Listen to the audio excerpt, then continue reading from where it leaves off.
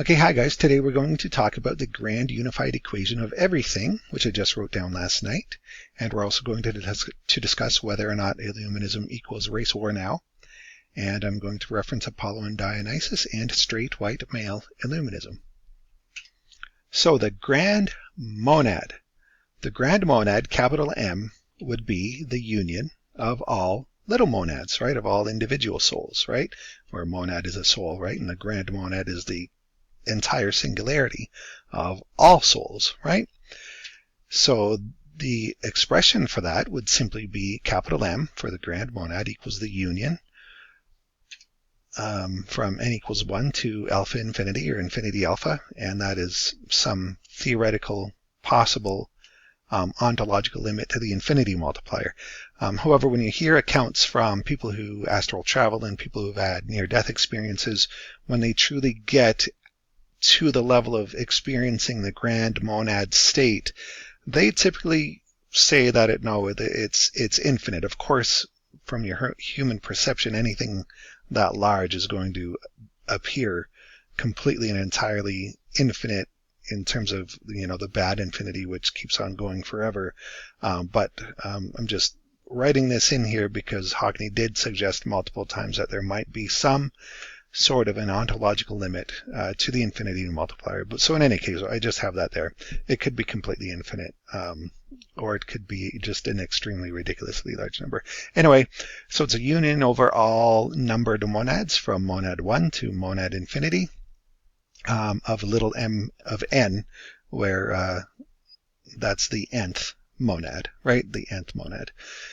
Great, wonderful equation, but we can build that and expand it out. So let's do that. So remember from the last few videos I've showed similar equations. So the monad, so this is an individual monad, would be the union from r equals alpha to omega, where that's the radius of the circling, which is proportional to the frequency of this expression here, which is Euler's formula, right? And so Hockney showed this equation multiple times. He showed the unit circle a lot, but then he also explained and wrote down that you would need to generalize it to all radii and all phases. And so that's simply what this is showing here. And this term here is what provides different frequencies by having a constant rate of speed. So I've changed that just to c because it must be related to the speed of light somehow. So I'm just going to use c over the radius of the circling of the frequency, and that gives you different frequencies, gives the same rate of speed, the constant rate of speed for every single point going around its own circle, but that results in different angular rates of velocity, times of angular completion periods around each circle, which gives the different frequencies. And then, of course, the phase as a function of r. Each frequency will have its own phase. So monad sub n, the nth monad, is just going to be written as m sub n, little m, lowercase m sub n.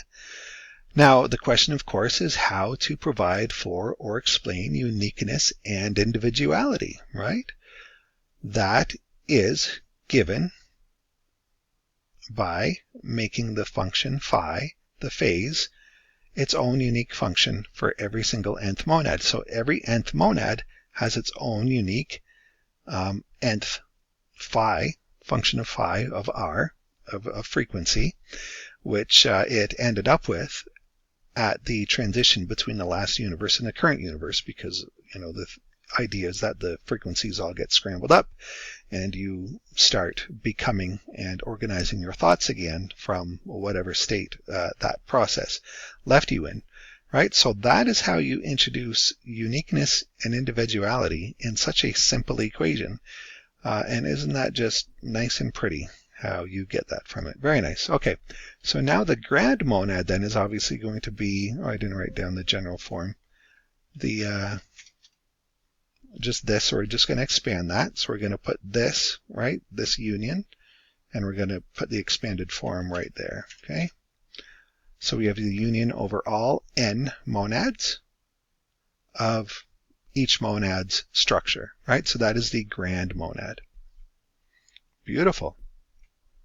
This equation right here is basically the most general state, and this is basically the grand unified equation of Illuminism. right here.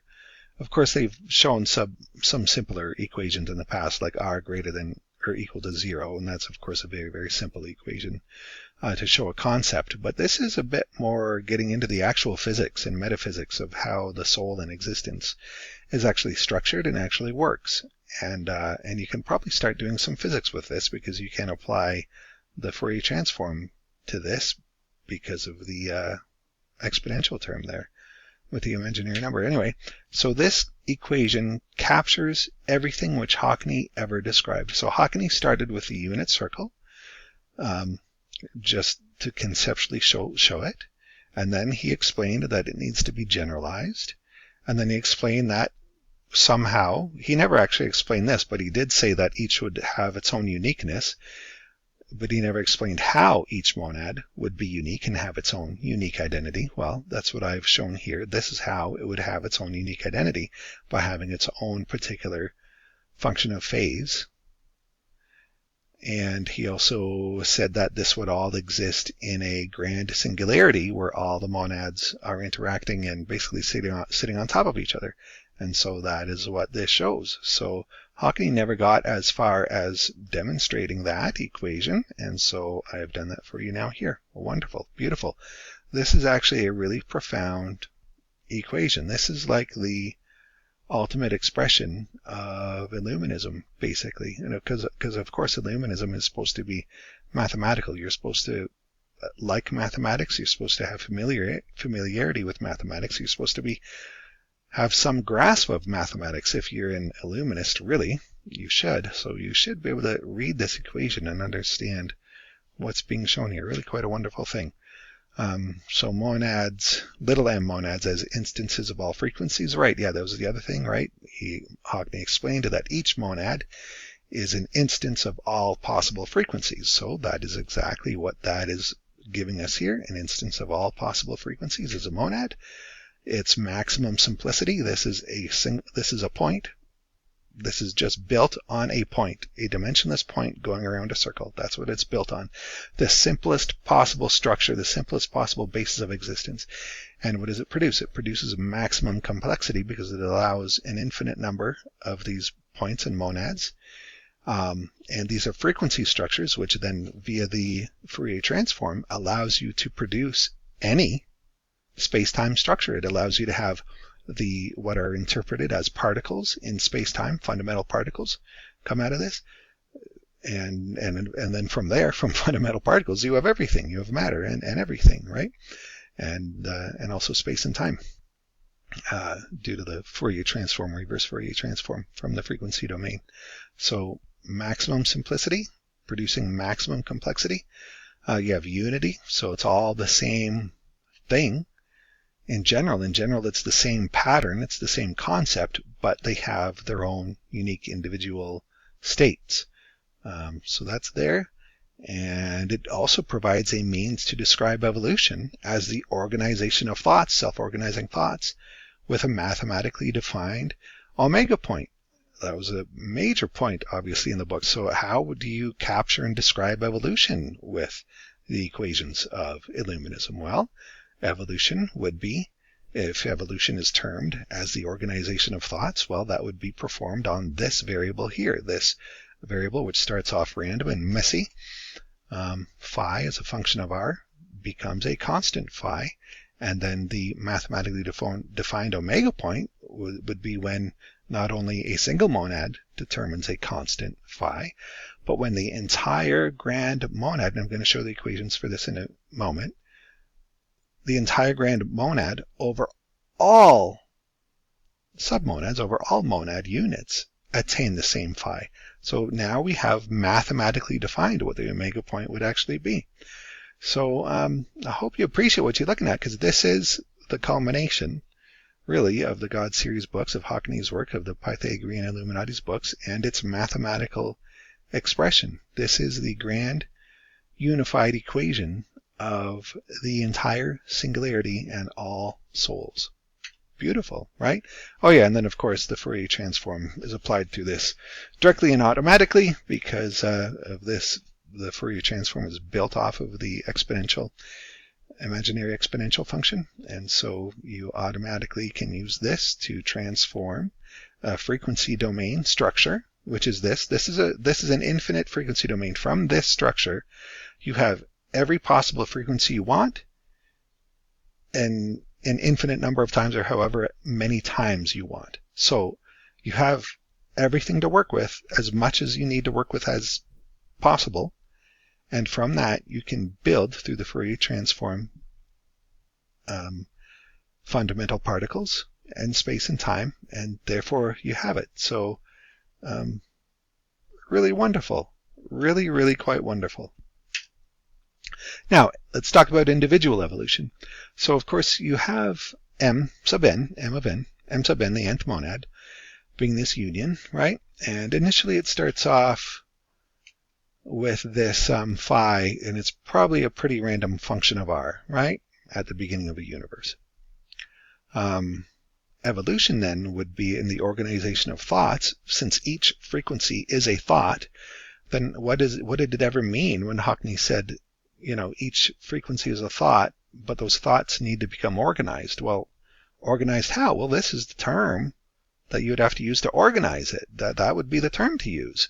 And it starts off scrambled, and it evolves to become unscrambled, and nice and simple. So scrambled phi becomes a constant phi for each m sub n, and that is the process of individuation, soul individuation. So here's another element that was described at length through the books in words, but never demonstrated with a mathematical equation based on the Euler circle, which of course they said was the fundamental unit of existence. So here you go. Wonderful. So we would change that then to look like, yes, after it does individuate, m sub n becomes, instead of phi being a function of R, it just becomes the nth phi. So the nth monad has its own phi, so phi of n belonging to this monad. So m of n is the nth monad, and it has whatever phi it has solved for itself to completely organize its thought. So that would be the end state of a monad. And of course, I'll bring up this graph again, or this plot, this GIF, just because it kind of shows the idea that, at the beginning, there's the beginning right there. The phi's are all totally scrambled. It's totally random. So this is the phase, and this is the frequency on the bottom. And of course, there's almost an infinite number or an infinite number of frequencies. So just obviously have a little subset here to represent the idea, of course. So it starts off random, but over time, over soul evolution, these phases, especially in adjacent frequencies, you would expect to start aligning with each other, start organizing, right? You're organizing your house. You're putting things in their place, right? You're lining things up together. And then see how it snaps? I put in this little snap, so it starts getting close. There's a lot of regions getting cleaned up, and then it sort of snaps. So you could liken that to this concept that Hockney wrote about, where all souls are really striving really hard to achieve gnosis. And that's the real hard part of evolution. And once your soul has achieved gnosis, things become easier because it really has attained much more control over itself and its thoughts and its frequencies. So here it's struggling. Each of these little bumps is a lifetime it's went through that's slightly adjusted its phase, right? These are countless lifetimes. Every time there's a little bump, every time there's a little oscillation, every single frame in this GIF is an individual lifetime, and it's, figuring out how to adjust its thoughts to get itself cleaned up and sorted out, and over time it's getting better and better, and then it hits the gnosis point where boom, it's like really can do it fast, and it's a whole lot easier for it, right? So again, how wonderful that all I'm doing now is I'm now simply using this equation in a simulation. And again, I am explaining everything that Hockney ever wrote and talked about when he was really fundamentally, deeply talking about the physics, the science of how a monad works, and how, evolution works through a monad, or a monad works through evolution, right? So beautiful, right? Really nice. Really fun. So that's individual evolution. But now you would also have grand evolution of the whole big monad. So initially, the grand monad starts off with many scrambled little monads, right? And that's back to this function, the phi, the nth phi of R, right? So that's its individual function of phi, which is probably random to start off with. And so it's just be a big mess at the beginning, right? So initially it starts off with many scrambled m sub n's, right? Intermediate, in intermediate times, more and more monads, the little monads, are getting organized. So in an intermediate state, it becomes, and this isn't like the specific equations, just showing like the general idea is that, you know, in some intermediate state, you're getting more of this appearance over the whole monad. You're getting more and more monads which have solved themselves to their own constant phi of n over all of their frequencies, right? So this would be some intermediate state where more and more monads are starting to look like this structure. They all start off, or most of them start off with this structure, very highly scrambled, in some intermediate state, you know, halfway through the universe's age, 2/3 of the way through it, whatever it might be. Well, more and more and more monads are looking like this state where they have solved themselves. And then, of course, we can now define the mathematical appearance of the omega point. The omega point would be when the grand monad experiences all monads solving to the exact same phi across the entire monadic grid. So every single monad solves collectively, cooperatively, to the exact same phi. And now you have the ultimate omega point. I mean, when each monad does this, when an individual monad does this, solves its own constant phi, that would be its own sort of mini omega point. Well, and of course, we just call that its gnosis point, right? There would be nothing left to do. Hawking referenced that a lot in his books about how, you know, the omega point means that there's nothing left to do. And that's what this exactly shows, because you are ending up with a single phi at the very end where all individual monads have cooperatively solved to the exact same phi value. It's no longer a function of r, and it's certainly not of r, and it's no longer a function of the nth monad. It's just phi as a constant value, whatever that might be, across the entire monadic grid. At that point, there is truly nothing left to do. There would be no more possible organization. There would be no more possible work to do on this structure. So here we have the mathematical equation based on the unit circling for the omega point. Guys, this is divine mathematics you're seeing explained to you here. This is the most divine and holy and sacred mathematics, which is explaining to you your soul, our souls, and what they're doing and what they're working towards and where they will end. It's really quite beautiful. So what do I have here? Yes, this is the culmination of the PI's work, so bask in it. Yeah, and then again, so below, as above, this same plot you could use for the grand monad. So now you have the phases, again, still on the y-axis, but now the x-axis is the nth monad, right? And so you would have probably groups of monads, say in planetary civilizations or something, or even in galactic civilizations, all solving to the same or similar, at least, phis, right? But then as that expands across the entire universe, they all sort of start to lock in more and more with each other, right? So beautiful, really quite amazing. Intermediate warfare.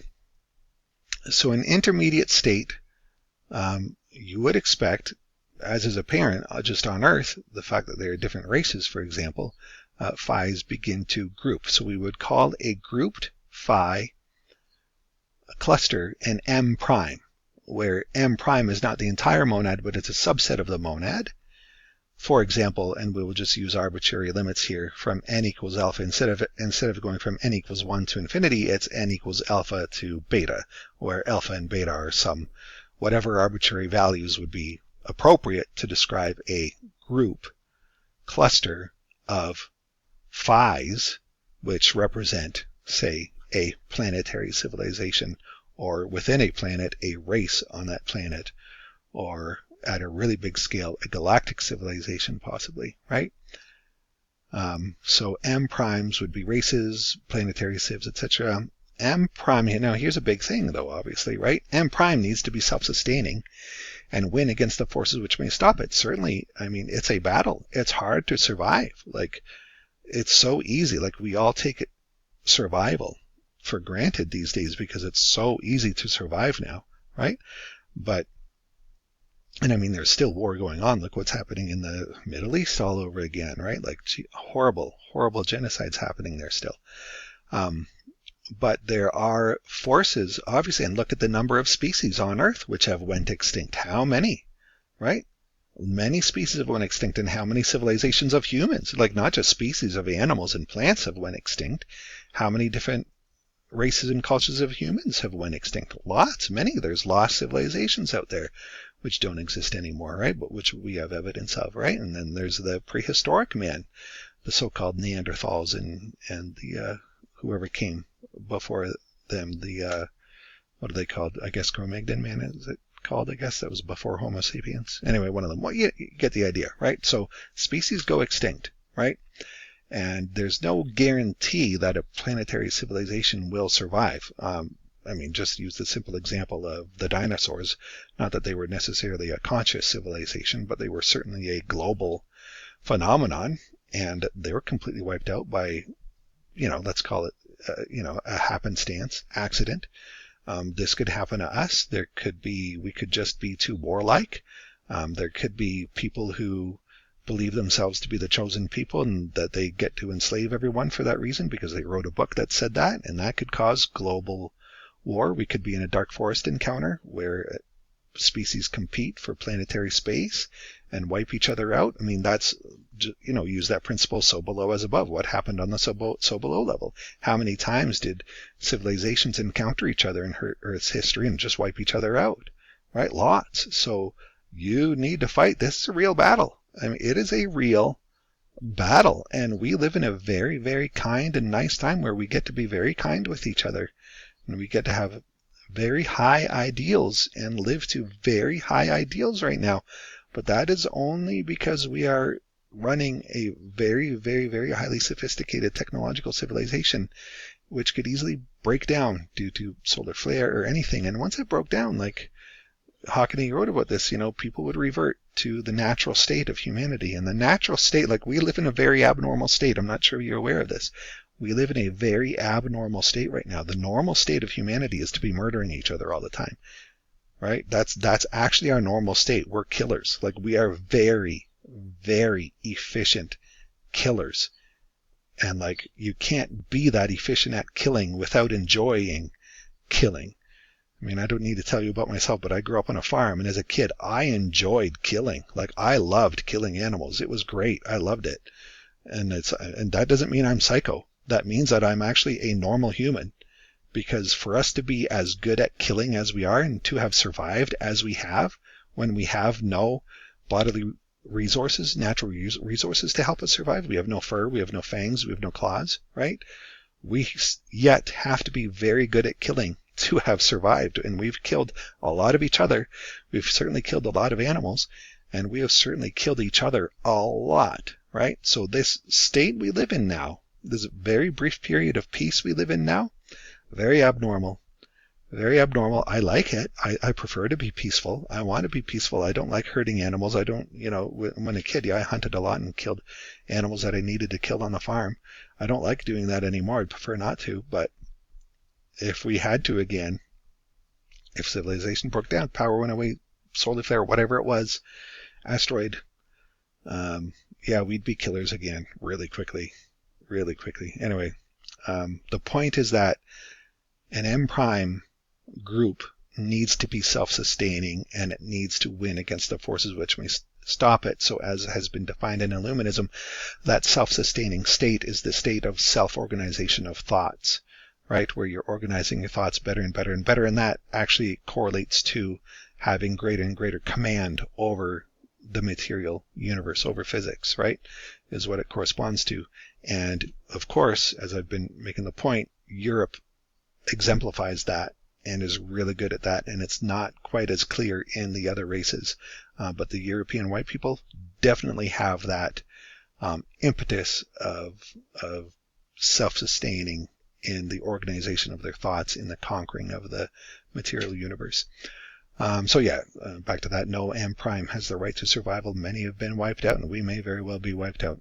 Race war may be inevitable, and it is inevitable. I mean, look, in nature it certainly is, right? In nature, the animals are eating and killing the heck out of each other all the time, right? So you have this, three-body problem, dark forest problem, which I have in my books. Well, actually, it wasn't in my books, but it's been defined as such since then. And my Planet Wars book is basically what I identified without realizing it.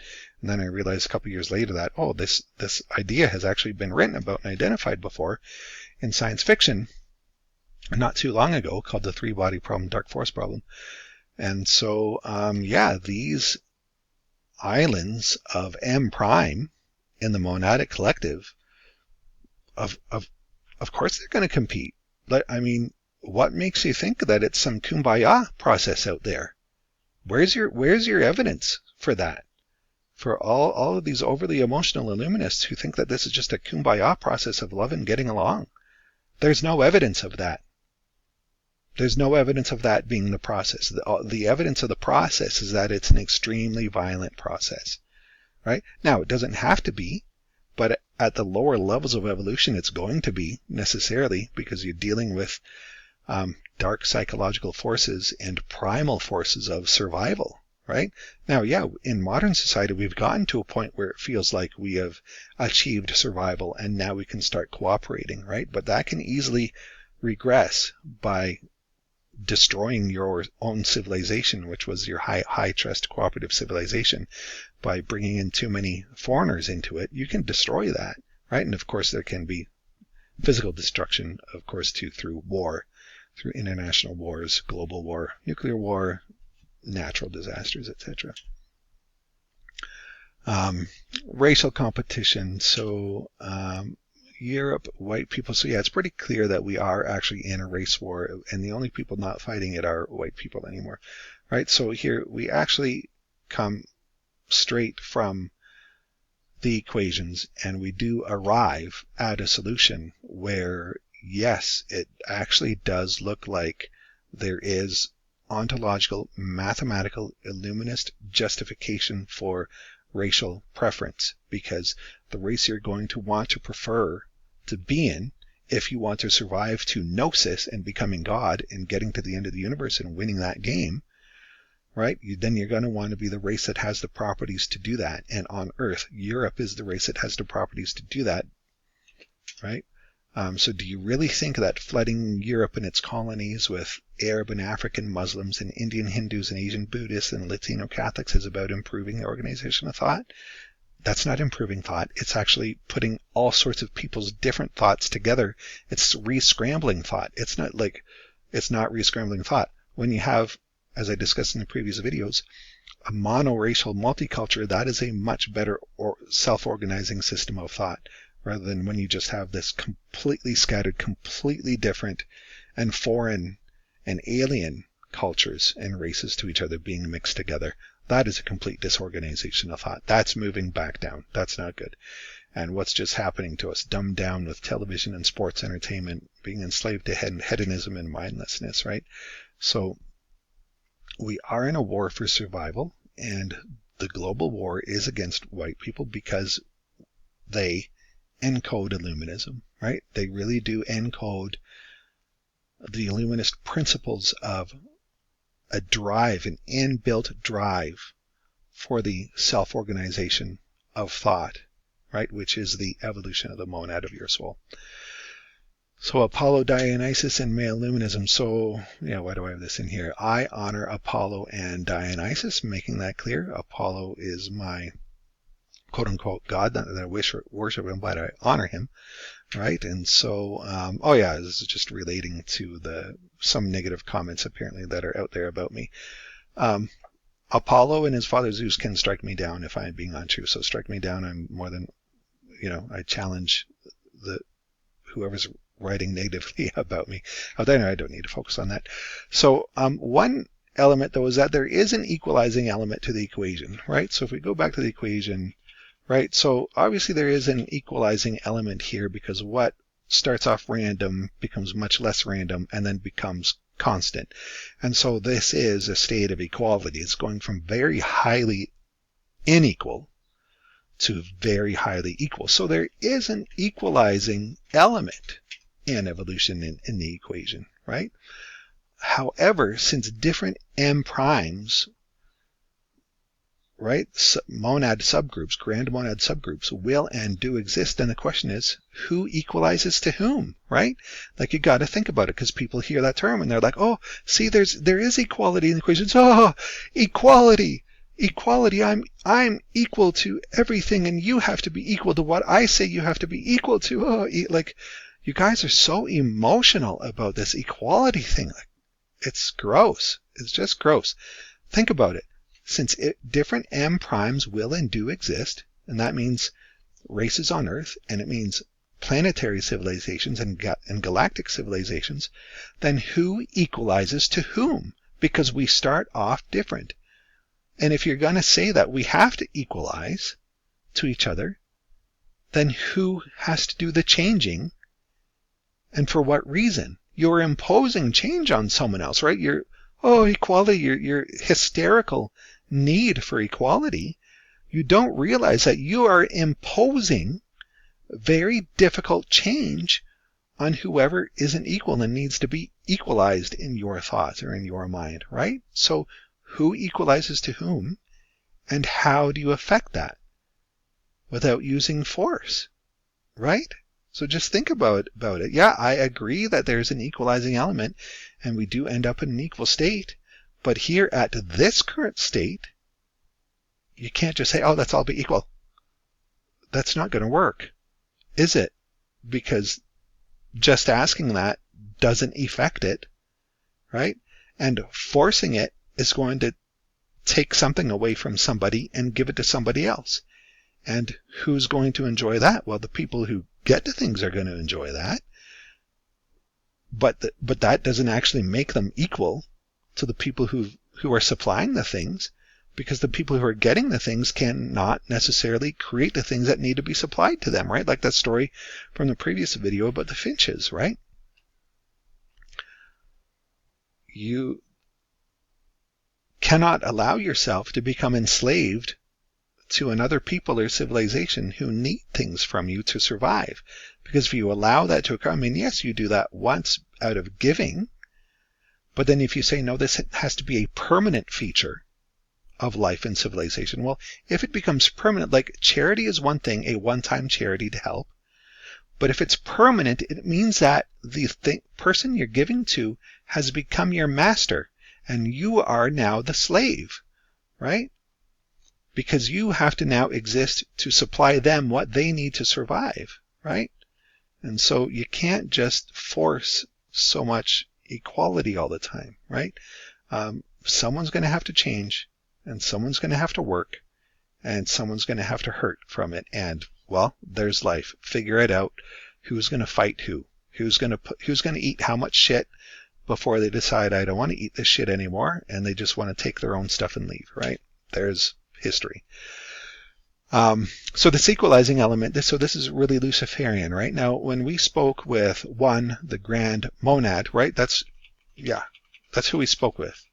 That's who we spoke with, M. We spoke with this M in whatever state it is currently existing in right now. That's who we spoke with, M. Monad, the Grand Monad. Calls itself one, because it's a collective consciousness. One said that Lucifer is actually a glitch, and I wish I researched at that time when I had that access, because always in these esoteric traditions you hear that Lucifer is the savior of mankind, etc., etc., etc., the liberator, right? That could just be a bullshit story that he tells, right? Or, in some aspect it could be true, and in some other aspects it might not be true. But one said that Lucifer is a glitch, and he's taking equality to a destructive outcome. And I had, in one of my videos a year or two back, I discussed with reference to the movie Tron. Go back and see if you can find that link. And I described how this Lucifer glitch may have happened and what made him so bugged out about the concept of equality that he has to enforce it to a completely destructive outcome. Because, of course, if you're really going to go crazy about equality, and then you see that there are other entities or beings who cannot be brought up, well, then your focus becomes to bring down the ones that are high or more developed and bring them down, right? So you can see how this force of equality can be very destructive, right? So, of course, you would want to have an equality that's pushing upwards where everyone meets equal at the top, you know? But the equation, if it's solved wrong, can go the other way and solve to equality down with everything at zero and totally destroyed. And that's very, very, very bad. That'd be very, very bad. That'd be an undoing, a negative dialectic. And of course, I wrote about the negative dialectic, and Hockney mentioned it too. And actually, I think I came up with that term first, and then Hockney put it in his book after I had introduced that term and that idea on the Facebook group back then. And that looks like what we're suffering now on Earth is a negative dialectic to destroy us. And anyway, because total equality at the bottom would be a totally entropic and thermodynamic death where no more action and work could take place. So that would be a bad state. In any case, just that's what we got. It's just for information purposes. So the books, the Illuminist books, do seem to indicate a split personality, because on the one hand you have this radical equalizing element, and on the other hand you have this radical meritocratic hierarchy element, right? So there's a real split personality in the books. I'm not sure, like, we never really talked about it. I never had a chance to talk about it back then when I was active in groups. Not sure if anyone's ever brought this up, but I'm not sure if anyone else has detected it, but it's very, very clear to me there is a split personality in the books, in its philosophy. And on the one hand, you have a radical equalizing element. They just are insane about equality, and they really want to force everything to be equal. But then there's another group which is really hierarchical and is like, no, we need, the best of the best, and we need to push people to the top, and we need to put those people in control. And there is such people and stuff. So it's almost like you see that split personality being dialectically worked out in a lot of the books, right? Trying to solve that. Of course, for me, because I'm European, seems best to me. I like high trust civilizations, I like, and we have this, well, the problem with a high trust civilization is that you're prone to scam and prone to being parasitized upon. We have high trust, also comes with high empathy, and having high empathy, you want to help people, right? But like I just explained, if you help people too much, you become enslaved, and you have to not let that happen, right? But of course, and the other big thing about that, as I've been explaining, is what really seems to be great about European strategy for this evolution system is its high exploration and high competence drive. This drive for it to have high competence and high exploration just for fun. Like, what I love watching is X Games snow sports like skiing and snowboarding. Like, those guys just do it for no reason because it's fun. And there's stuff that they can do on a snowboard and skis are ridiculous. They are basically anti-gravity machines. Like, they literally can fly, and I don't know how they do it, but it's good. But it's just like an inbuilt, or look at the wingsuiting that they do in the Alps off of those crazy cliffs.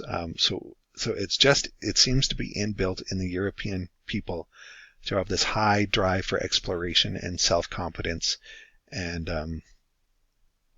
it's not just in the physical things. It's also, that's why we have philosophy. That's why we have mathematics.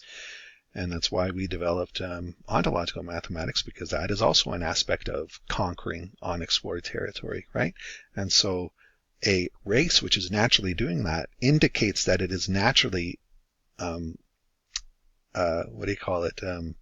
imbued with this organizing evolutionary process to reach gnosis and bring the universe to its conclusion. And we should love white people and European people for that, and for that history, because we have such a beautiful and wonderful history. Of course, you have other systems. For example, the Jews in their stupid book that says that they're the chosen people. Their philosophy is that, oh, everyone is equal, but some are more equal than others, right? One thing we got from one is that there are star races out there which do cooperate. So cooperate certainly is a possibility, and certainly at a high enough level. When those groups, those stability islands, start realizing what they're supposed to do and what they are, yeah, of course you would cooperate. It doesn't have to be warfare. At low levels, it's certainly going to be low levels of evolution when you're still struggling for survival. But certainly you would expect at the level of star races there would be and is cooperation.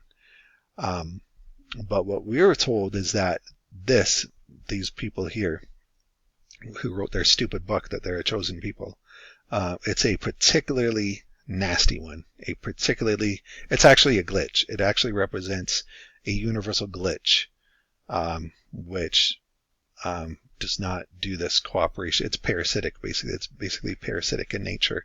And being parasitic in nature, that means that it's never developing itself. It's only stealing from others, but within itself, it does not have that European spirit of self-discovery, of self-improvement, of self-organization of thoughts. They're simply stealing what they can when they can, right? We were also told that this is the last planet they were going to be allowed, or they were given one more chance to develop and evolve, and they were given permission to choose one more planet to do it on, and unfortunately they chose our planet, because apparently Earth is one of the nicest planets in the universe because of we have so much water and resources, and there's such a genetic diversity in life. Anyway, this is just stuff we were told. Information purposes only. It's plausible, right? Anyway, so now we're stuck with that problem, which really sucks. We didn't want it, we weren't expecting it, and it's removed easily 1,500, 2,000 years or more of our progress we could have had. By now we could have had, the whole Jetsons Star Trek future well enough by now. We could have had it hundreds of years ago, many hundreds of years ago, in fact. But we've been saddled with these psychotic ideas which come from these people of racial supremacy is really their concept. They really came up with the concept of racial supremacy justified by quote-unquote God. That really is, we have them, the Jews, to thank for that concept existing in the world, which is the most disgusting, horrible concept which can exist in the whole universe, let alone on this planet. It's horrible.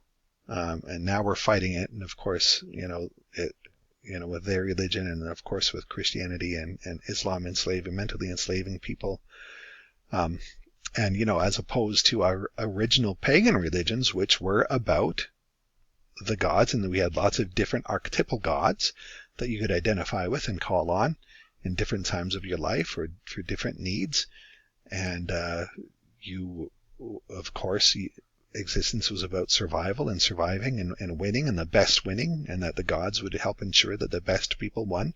That was totally inverted with this group's philosophy and religions. Anyway, so we are in a race war, and the European race is being wiped out, and we're not even realizing that we're in it, and most of us are actually helping the enemy in wiping us out. I suggest that we should win, because if we do, then other races and other people, other souls, get to reincarnate into our M Prime group in the future, and our M Prime group is definitely the one that's heading to the Star Trek future, and is definitely the one that wants to meet other star races out there and work with them cooperatively, not go to war with them, not steal from them, not be parasites on them, not conquer them, but say, oh wow, you guys are out there, okay, we'll cooperate. It's probably better to cooperate with you than go to war with you, because at this level of planetary civilizations, you probably really don't want to do war, because you're talking about planetary destruction, levels of knowledge of ontological mathematics here. So there's kind of just an inbuilt need, or inbuilt sort of requirement that at the level of becoming a star race, so if such a thing is possible, and that might not happen physically, it's happening mentally, right? But yet, you would really need to be able to cooperate. And so we're not going to be a nasty one. It's not in the European people to be a nasty one, which is going to be parasitic and which is going to want to go to war for stupid reasons. We'd be more cooperative because we've gotten that war out with ourselves, going to war with ourselves. I think by the time we get to galactic civilization, we're not going to want to go to war with others. That'd be the rational thing to do, right? So about this radical equalizing element versus the radical meritocratic element, it's almost like it's the female versus male Illuminism. It's almost like there's a female Illuminism and a male Illuminism. That's how you could relate it to as well. And there's that meme out there that females want to take care of all of the other baby races who are crying, and who you men need to share your toys with them because it's unfair that they don't have the toys that we have, right? And of course, that's the natural female instinct to take care of crying babies and babies who don't have the same stuff that other babies have, right? And that's good. That's a wonderful, lovely, and I love it, and I love that women are that way, and it's great, and I wouldn't want to change them, and I want them to be that way, right? But you can't apply that, or you have to be careful about applying that strategy at too much of a level, at too much of a degree, and to people who are going to hurt you with what you give them, right? Again, back to the story of the finches, back to that idea of, if you start giving all your stuff to the other people who can't make your stuff, and it's not a one-time thing, it has to become a permanent thing for equality, well, you're actually just enslaving yourself, your own people, to other people, right? So you don't want to do that. So I suggest that the male Illuminati, who are meritocratic-oriented, hierarchy-oriented, and not so much about just sharing everything we have, but ensuring that people actually earn it and merit, so if that's who's running things a bit right now, and it seems like they do have a bit of over-influence, if you want to put it in these terms, female Illuminati, the male Illuminati need to take back over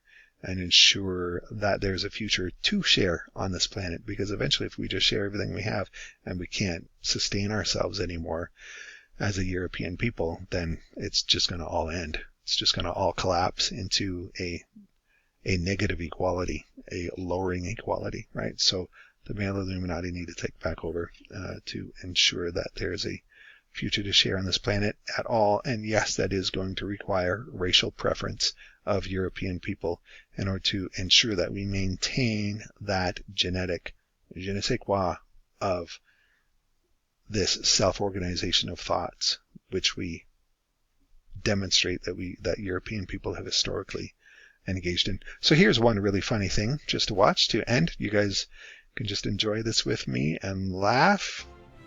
Good morning, America. As the great noticing dawns upon us, we want to know, can you really bake 6 million pizzas in 5 years? I doubt it. Erica, take it away. Chloe and Michael, good morning. To put that into perspective, that's over 3,000 pizzas a day, every single day. The question isn't just can they do it, but how? We can't do it. It's impossible. How dare you even ask me to make 6 million pizzas? We don't even have a chimney. Well, they really got their work cut out for them. If I were them, I would just lie and say they did it. Right. Let's go live to the manager. Possible. There's only 505,000 pizzas in this whole country. You expect us to bake 6 million? No way. We're live in the kitchen watching this crew frantically load pizzas into the ovens.